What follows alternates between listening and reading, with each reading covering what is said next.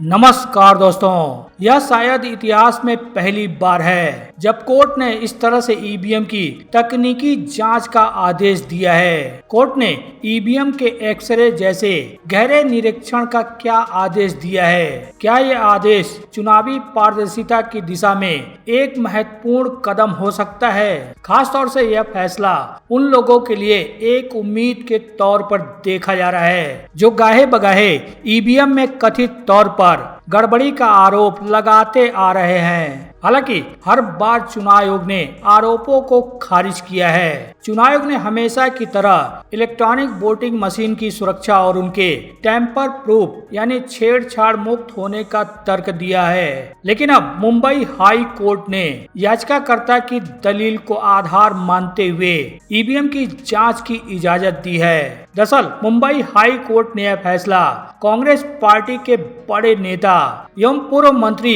नसीम खान द्वारा लगाई गई याचिका के बाद लिया है। नसीम खान ने दावा किया कि भारत के चुनावी इतिहास में पहली बार हो रहा है कि इस तरह से ईवीएम की जांच होगी। बता दें, याचिका में मांग की गई थी कि मशीनों के बाहरी और आंतरिक पुर्जों की जांच की जाए ताकि यह पता चल सके कि उनमें बाहरी चिप या डिवाइस तो नहीं लगा है। कोर्ट ने इसी याचिका पर सुनवाई करते हुए निरीक्षण की प्रक्रिया को हरी झंडी दिखाई है। यह आदेश मुंबई हाई कोर्ट के जस्टिस सोमशेखर सुंदरेशन की ओर से दिया गया है। इस मामले में याचिकाकर्ता कांग्रेस वर्किंग कमेटी के आमंत्रित सदस्य और पूर्व महाराष्ट्र मंत्री नसीम खान हैं, जबकि प्रतिवादी शिवसेना विधायक दिलीप लांडे हैं। दरअसल 2024 के महाराष्ट्र विधानसभा चुनाव में दिलीप लांडे, जो कि एकनाथ शिंदे गुट की शिवसेना के विधायक हैं, उनके खिलाफ नसीम खान चुनाव हार गए थे। चुनाव के बाद लोकसभा में विपक्ष के नेता राहुल गांधी ने ईवीएम में छेड़छाड़ और वोट चोरी का भी आरोप लगाया था। 12 फरवरी को हाई कोर्ट ने आदेश दिया था कि ईवीएम की जांच होनी चाहिए। कोर्ट ने कहा कि आवेदक के लिए जब भी ईवीएम की जांच की अनुमति का आदेश दिया जाता है, उसके 2 महीने के अंदर ही चुनाव आयोग को मशीनों का निरीक्षण पूरा करना होगा। खबरों में यह भी दावा किया जा रहा है कि भारत में इस तरह से कभी उम्मीदवार और अन्य अधिकारियों की उपस्थिति में ईवीएम की जांच नहीं की गई है। मुंबई उपनगर जिले की डिप्टी रिटर्निंग ऑफिसर अर्चना कदम का कहना है कि 16 और 17 अप्रैल को यह डायग्नोस्टिक चेक होगा।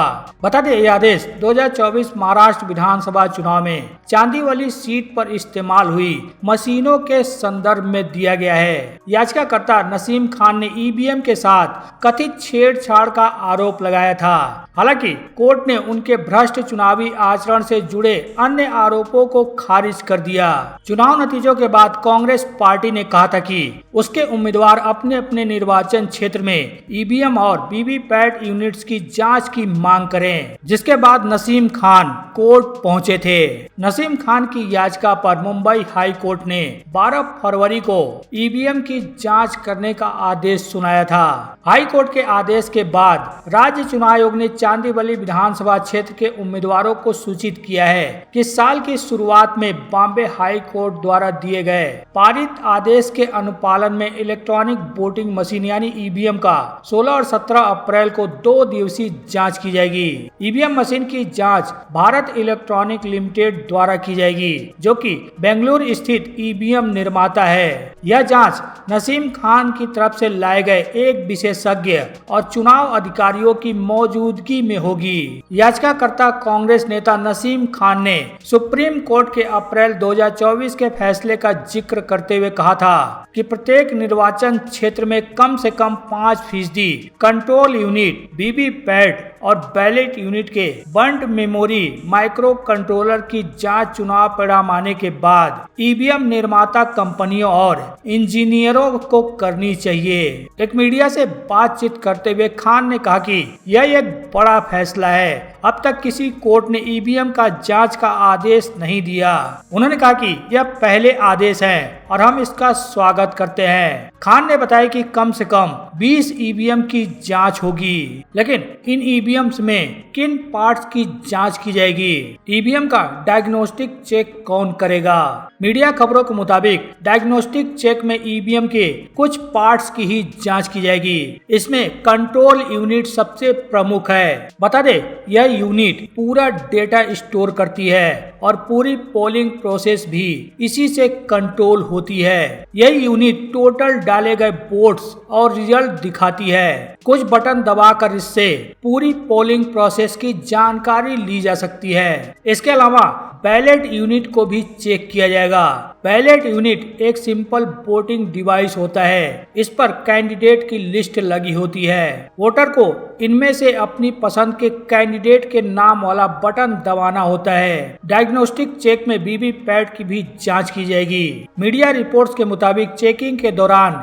ईवीएम निर्माता कंपनी के इंजीनियर मशीन के माइक्रो कंट्रोलर का एक टेक्निकल ऑडिट करेंगे। इसमें यह देखा जाएगा कि मशीन में कोई अनऑथराइज्ड मॉडिफिकेशन तो नहीं की गई थी। इसके बाद मशीन सेल्फ डायग्नोस्ट करती है और फिर बाकी इंस्पेक्शन पूरा होता है। बॉम्बे हाई कोर्ट का यह आदेश क्रांतिकारी आदेश के रूप में देखा जा रहा है। याचिकाकर्ता नसीम खान ने भी इस आदेश को ऐतिहासिक बताया है। बता दे, महाराष्ट्र की चांदीवली सीट पर शिवसेना के दिलीप भाऊ साहब लांडे को कुल 1,24,641 वोट मिले थे। वहीं कांग्रेस प्रत्याशी नसीम खान को 1,04,016 वोट मिले थे। 20,625 वोटों के अंतरों से नसीम खान को हार का सामना करना पड़ा था, जिसके बाद कांग्रेस प्रत्याशी नसीम खान ने गड़बड़ी का आरोप लगाया था। इतना ही नहीं, इस मामले को वो कोर्ट लेकर भी चले गए थे, जिसके बाद अब कोर्ट ने यह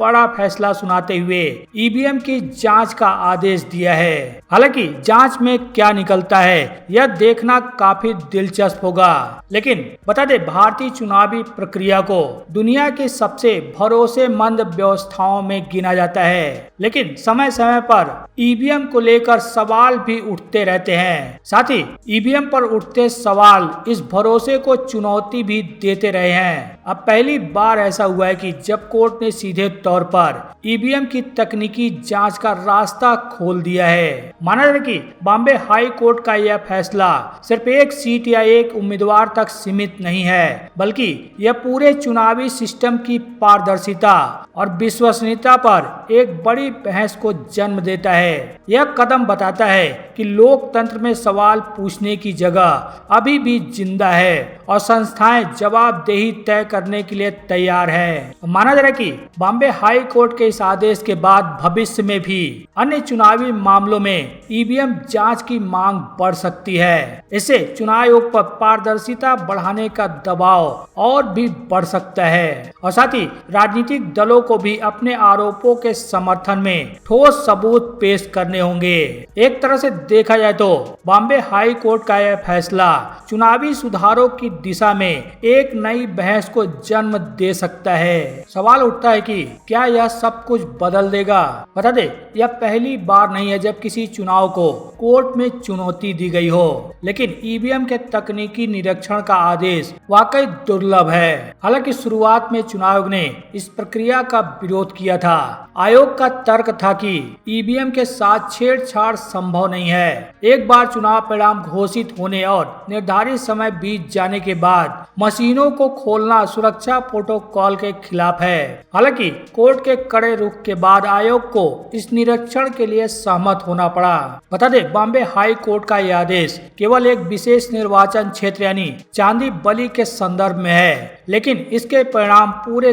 देश के चुनावी राजनीति और ईवीएम की विश्वसनीयता पर दूरगामी प्रभाव डाल सकते हैं। बहरहाल क्या होगा यह तो जांच के बाद ही पता लग पाएगा, लेकिन क्या आपको लगता है कि इस तरह की न्यायिक जांच से जनता का चुनाव प्रणाली पर भरोसा बढ़ेगा? आपको क्या लगता है? आप अपनी राय कमेंट में जरूर लिखें। साथ ही वीडियो को लाइक करना, शेयर करना तो बिल्कुल भी ना भूलें।